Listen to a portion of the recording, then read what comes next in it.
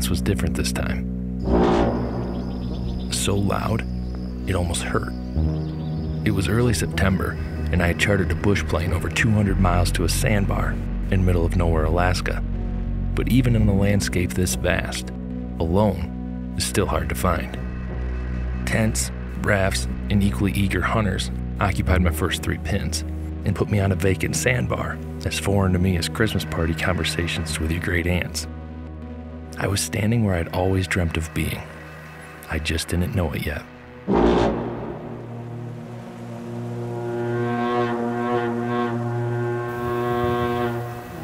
This topo map doesn't even show it, but that little cliff right there, that face along the river, it runs for hell all of a half mile, and there's animal tracks all up and down this. Caribou, moose. Right now a lot of these willows are, hell, they're taller than I am in a lot of spots, so your visibility is limited. But if I can get up there and be able to see down into this whole bottom right here, or at least be able to see a half of it, that little perch right there, that might be it. That right there could be the ticket.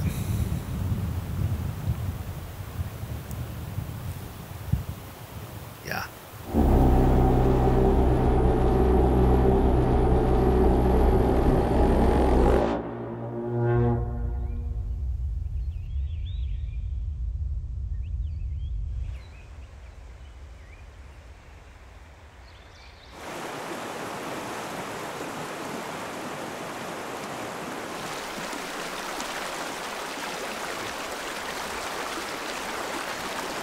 There's Booze. There's one right in that green.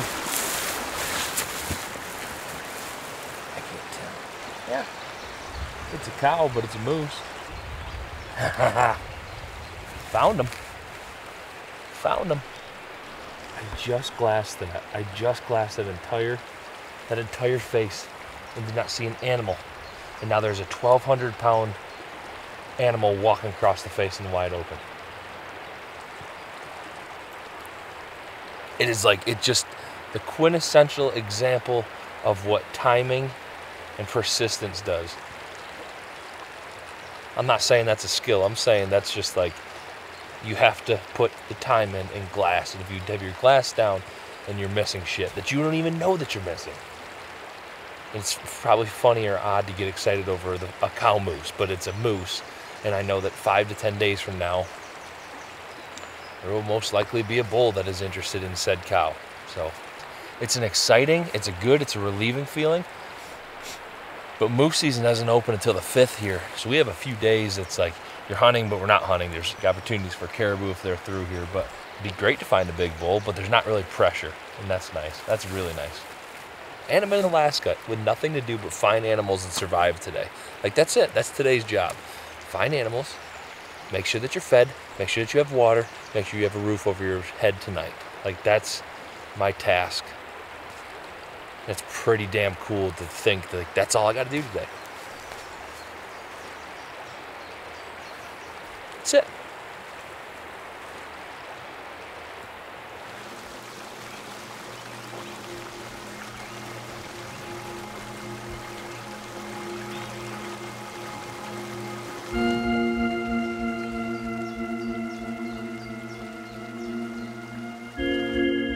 It took some time to get acclimated again to the bush. The ability to see for miles in every direction was misleading as always, and my first few days were spent battling the urge to put camp on my back and wander. Look at the size of that freaking wolf track, man. That is, I'm 250 pounds, and that freaking wolf track is the size of my hand. I used trips to gather wood and water as an excuse to stretch from the tent and see what animals I was sharing the valley floor with. But the cut bank just a few hundred yards from the tent reeled me back in each time. I had never been here in my life, but 40 feet above the river, on a washed out bank, I felt at home.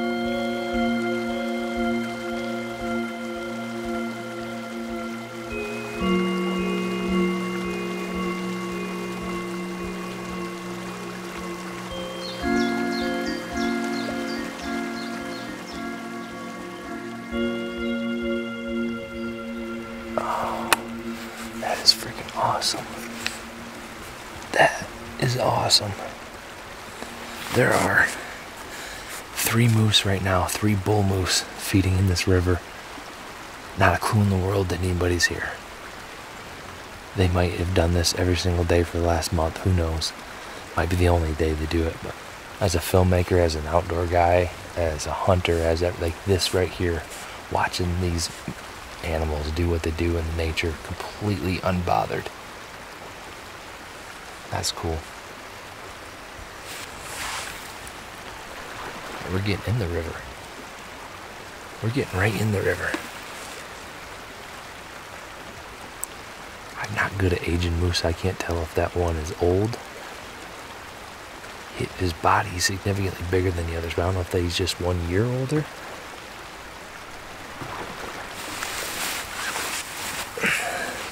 We've seen bears, we've seen caribou, and now we've seen moose. And moose season opens tomorrow.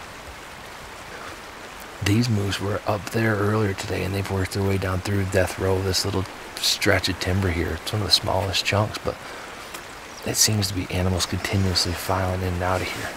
This is one of those little elevation changes you gotta run with. Take them as a gift. They don't come often up here.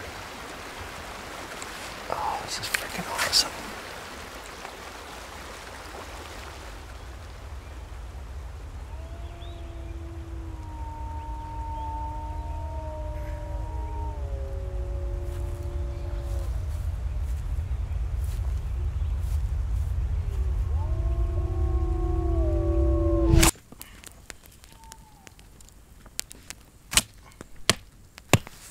I'm feeling good about it.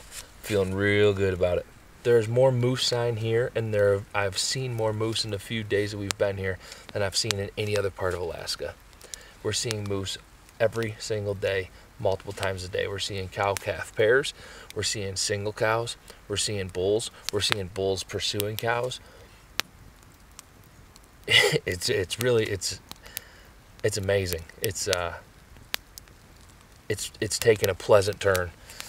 So my game plan is pretty simple.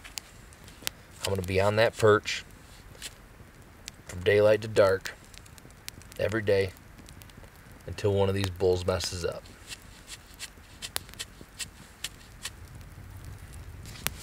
I like it.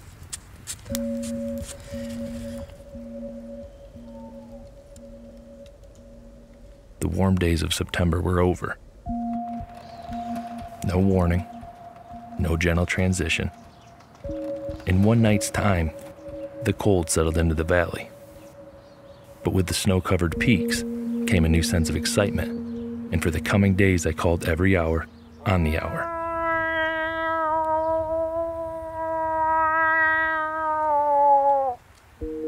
For the first time since I had landed here, it felt like moose season. Moose.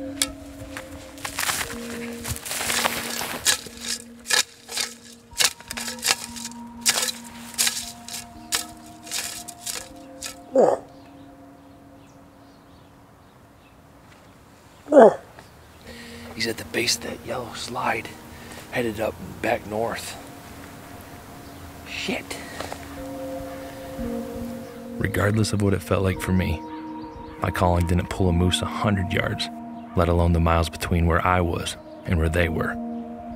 I was seeing moose, but hunting them and watching them are two different things. And I was doing the latter.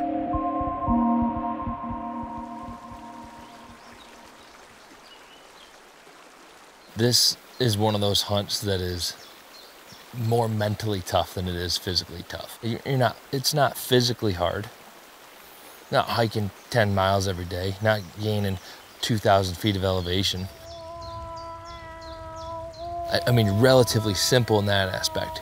Get up, make breakfast, make coffee, hike to the perch, sit in glass. Period. All day, 12 hours straight. Got him right here. 700. Need to cut half that. You start breaking down what's smart, and then you see an animal like we just had a bull go by, as big that makes you want to chase him, but you realize you start chasing, you see how much ground that thing is covering, how quickly he's covering it compared to how fast I'm gonna cover it. I gotta cross the river 3 times. He stood under a rake and he stood up. You can just see his hump. And then he disappeared, so I'm assuming he laid back down. I just don't think we're within his wheelhouse. 375, he's not concerned enough, so.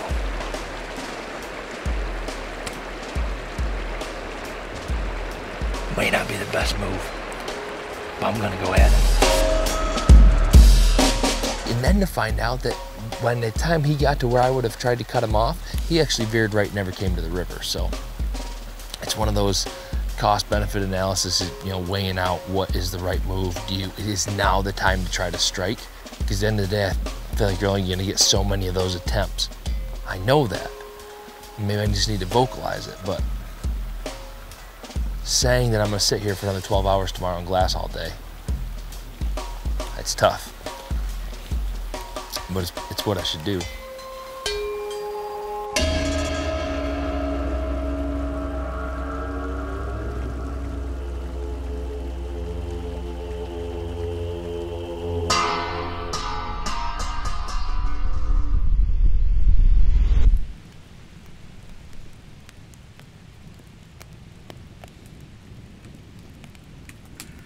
Looking at phone scope footage here of these bulls that we've been seeing.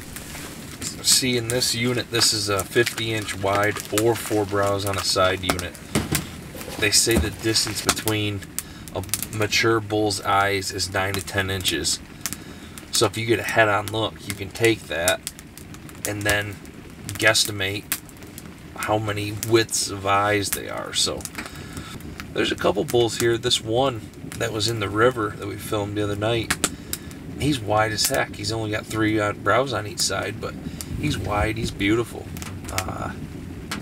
And doing that freeze frame the way I have been of him looking right at the camera and then judging how many eye widths he has all the way out to his tips, I'm getting him at like 60 to 62, which makes him legal. But I've yet to see one with 4 brows. When you put a stipulation like that on, it just one extra element that you got to figure in. Man, it's a nice bull.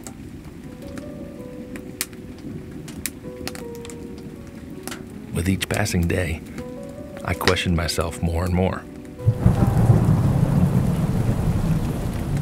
I was doing what felt right by staying true to the perch, but days on end of no bulls within a mile's radius was weighing on me.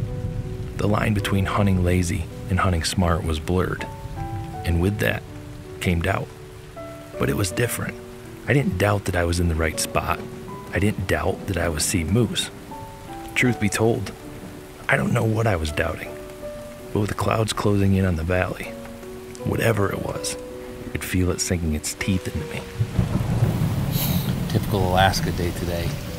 Started off sunny, now we had some wind come in, push a little storm cell up through here, this valley. Pushing a little rain, but it won't last long. Every one of these little faces that has any of these green and yellow strips coming down off of these drainages, I've seen moose in every single one of them. That's just a hair outside of my range right now for a moose. That's a lot of packing. Makes you want to go move and go try to find other animals, other bulls, but this right here, I have the elevation, and I know that I can pack out and get to anything in this radius right here. So it's one of those days, just ride out the storm and just sit tight, ride it out, ride it out. I have to convince myself of this, just ride it out.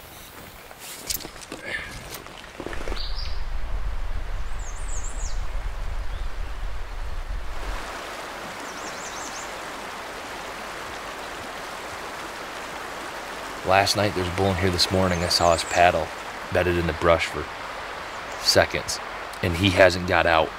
He can't get out of there without us seeing him. So in theory, he's still in there. There's moose. There's moose right now.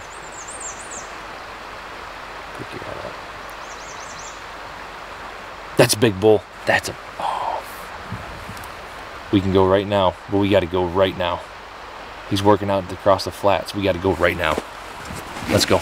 Let's go. All right.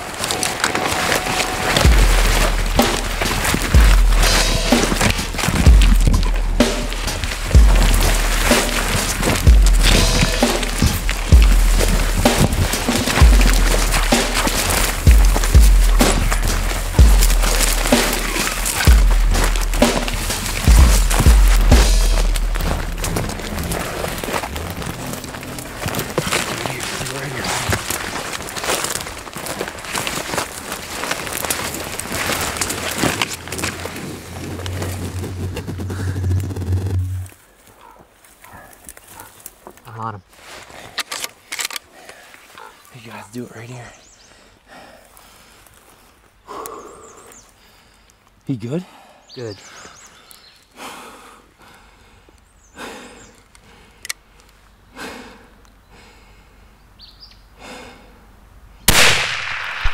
Hit. Yep. Hit. Yep.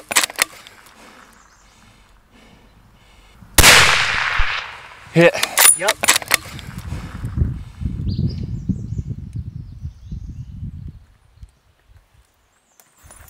That's our bull, baby.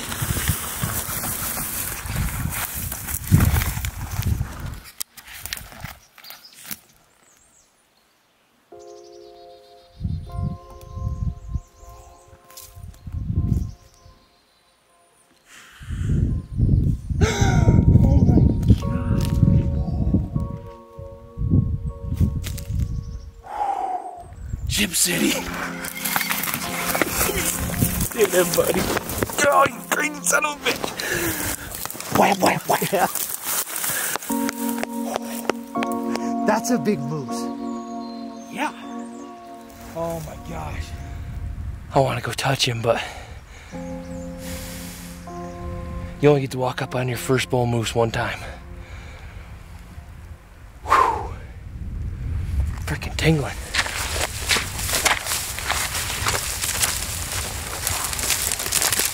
Oh my.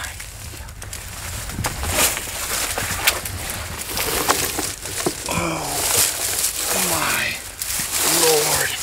Look at that. Look at that. 4 brows on the side. He's got his 4 over there. He had a 5th one broke off here. Oh my gosh. And look at the freaking sky. You look everywhere, it's just like it's a freaking painting. I mean, God is showing off tonight. Lord, look at that. Oh my gosh, let's go. Whew. I'm not gonna get NASCAR on you, but the Perch, I can't tell you. I didn't want to ride it out, but you did ride it out. Didn't want to, questioned it. Do you go back? Same thing every day. And it's that monotony, but it's the consistency. It's like anything in life. You hear every one of those sons of guns that could accomplish this and that. They get on TV that says about doing the same thing every day, whether you want to or not. The Joe Rogans, the Cam Hanes, the Jockos, the David Goggins. Those little dudes, that go in the back of your mind. Well, I guess I better go back to the Perch today. And you sit there and you ride it out. And not every time stuff like this happens, but every now and then the good Lord looks down and says, yeah, you've been doing your job. I'm gonna give you one. And that's what we got today, boy. Oh my gosh, that is a jump.